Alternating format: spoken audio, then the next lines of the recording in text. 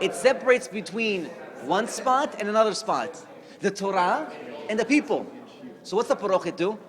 The parochet is the mashal, it's the parable by which you're going to understand the Torah. So Hashem says, in the physical world, that's how it works. I want to tell you about how you're going to bring down influence from upstairs. What does that mean? What are you talking about, influence from upstairs? So Hashem says, let me tell you about man and wife. How the man and wife can bring a baby into the world. If you understand that in the physical world, certainly you can understand how it relates in the spiritual world. So the entire story of man and wife is only a story, a glivush, a garment by which you're going to understand the concept above. So that's the point of the parochet. And that's why on Shabbat, when you do Ptichat HaEchal, you open the parochet. Because the parochet is only temporarily. It's not to be left there. By the goyim, they leave the parochet there. They leave the covering. Because they have no way to relate. So the entire physicality remains physicality. This is why the Rambam brings down that the brit milah has the ability to curb ta'ava, to bring it to the side. What do you mean? Ta'ava, lust, is only leaving physicality as physicality. Now we know that physicality is not physicality. Physicality is only a mashal and nimshal. It's only a parable. And if you leave the parable, it's like you ever say when you're a child, your father maybe tells you a story to give you a lesson. He says, I want to teach you a lesson. So he tells you a story. So in the story, the child starts questioning the story. But Abba, well, why did the guy make a left and not a right? It's a story. I'm trying to convey you the lesson. So if we start to ask about the story, and we start to not get the message, then we left the story as just a story. The point of the story was to convey a message. Similarly, the point of physicality is to convey a message. If we take the message, then we've done what we're supposed to do with the story, right? Then we've done what we're supposed to do with the physicality. If we leave physicality as just physical, that's called that we left the orla on the brit milah. Again, brit milah means the ability to take, the ability to transfer. How can you take holy ideas and bring them into Gashmiut? First things first, you have to understand that the Gashmiut is only there, the only purpose is to teach you how to connect. Nothing more. If you use Gashmiut as pure physicality, then you leave it as pure physicality. Then you left it. Up to here, we're good? We're good? Yeah. Okay. Now you'll understand why it says that David HaMelech, when he went out to war against the Plishtim, he would bring back the orla. Very odd. What's he doing bringing it? What's it have to do with the orla? You will also understand why Rashi says, he quotes a midrash, and he says,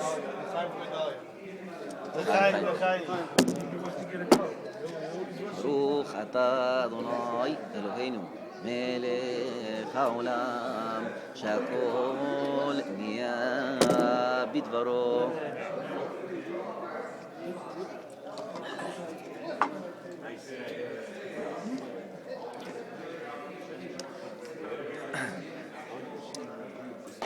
It says in the Midrash that Amalek, when they came upon you, asher karcha baderech, that they came upon you on the way, it says in the Midrash, what did they do? What did Amalek do? So we discussed a little bit last week. Now we're going to discuss a little bit differently. Asher karcha baderech, it says that they took the brit milah and they cut the orla and they threw it l'shamayim. Very cryptic language. And again, this is not to be understood al pi pshat. I'm telling you now. It's not. Some people try to understand Torah al pi pshat. I told you, Rav Mansur said, if a person tries to understand only a pia pshat otiot tipesh. Okay? There are certain things you have to go upstairs for. Va'alita lamarom v'shavita shevi. Go upstairs, you'll bring back the captives. You're going to go bring back the ideas. So what are we bringing down? The idea of Amalek is the idea to leave the brit milah as an orla, to take gashmiut and leave it merely as gashmiut. That's why it says asher karcha baderech. The word karcha comes from like the word kar, cold. They chilled your heart. They chilled your heart. They took your emotion out of it. When your emotion is out of avodat Hashem. So how do you see physicality? A drink is a drink. A piece of meat is a piece of meat. My work is my work. We don't see that those are all means by which Hashem conveys messages. Hashem is talking to us in the language of Gashmiut. Hashem doesn't have to give us parnasah like that. He could just have a tree outside of the money. The reason He gives us parnasah in the way that He gives us parnasah is because He's trying to convey to us a message. The reason He gives us whiskey is not so we should get chas v'shalom drunk. No. There's a message in it. Why does He give us wine? There's a message in it. Every piece of physicality is a mashal and imshal. But don't ever leave the parable as just a parable, because that's Amalek. They say, you want to learn Torah? Leave it as just a book. Leave it as just a concept, a fiery, great idea. I saw the Tzemach Tzedek down an unbelievable idea. Unbelievable. He says, what was the difference between the Rambam and the philosophers of his generation? The philosophers learned just like the Rambam. In fact, the Rambam also learned some philosophy. That's why he was criticized a little bit. But this exemplifies the difference between a Amalek, Goy, and Am Yisrael. The more the Rambam learned, the more he realized how little he is. The more the Goyim learn, the more they realize how great they are. That means that you come to two different conclusions. This is why Goyim don't have any chizuk on Torah. They can't comprehend Torah. Not because they can't understand the words. Even if they could understand the words, it doesn't influence their heart in the same way. I told you the whole point of physicality is chashmal. What's chashmal? You take something that's chash, quiet, and you talk about mal. Ruach milah. So you're going from quiet to loud. But the whole idea is to get back to the quiet. To get back to, again, quiet means, again, like I told you, it's something that is batel. It's quiet because it doesn't exist.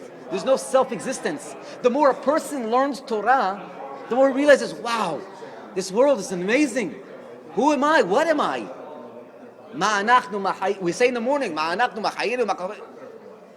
guy who learns, what does he say? My strength, my valor, my wisdom. I sat today for the test. If you would see how much people live the gashmiut, they live the test. They live the words that are in the law, in the law books. This is what they're living. They're living it. This guy's studying, this guy's studying, this guy's studying, it's going to come back. It's unbelievable. Unbelievable. To them, their success depends completely on the wisdom that they attained. Not more, not less. To us, you read it. But you know in the end of the day, if you're going to pass or not pass, it's all on him. That's all on him. And some people might say, oh, so you're taking the easy way out. No, it's hard. It's also easy to say, my success is completely dependent on somebody else. But that's what the Yehudim do.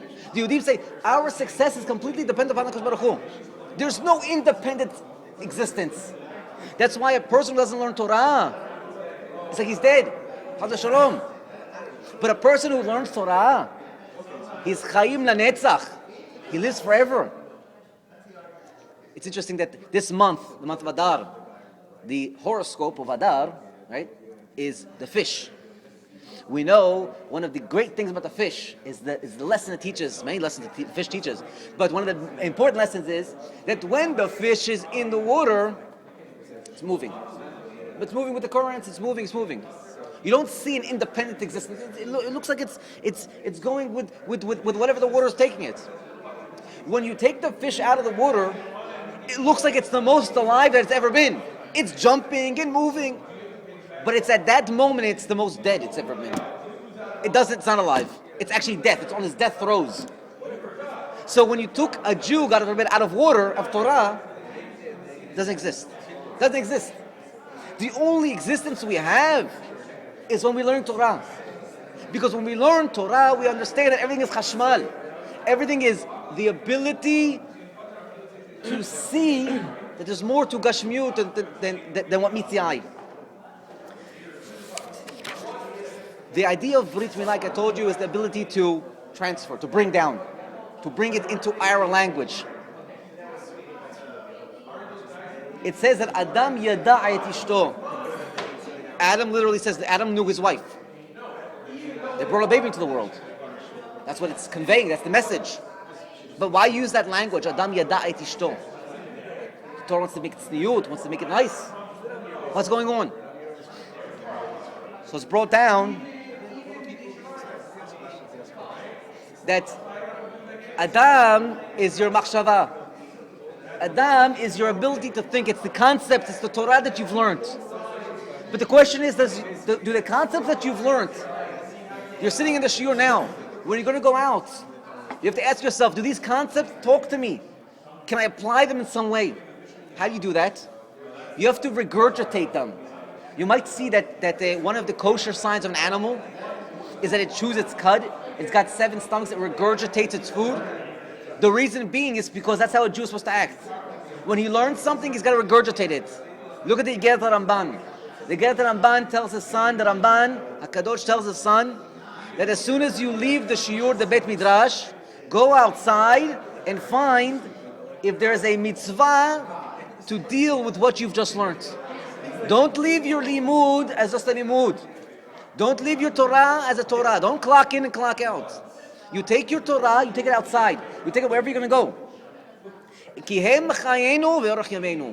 They are the essence of our life. Without a constant connection back to Torah, a person doesn't exist. Without understanding that Gashmiut is more than Gashmiut, it is a means by which a person will translate and understand the godly messages, the godly language, that he leaves Gashmiut as just Amalek.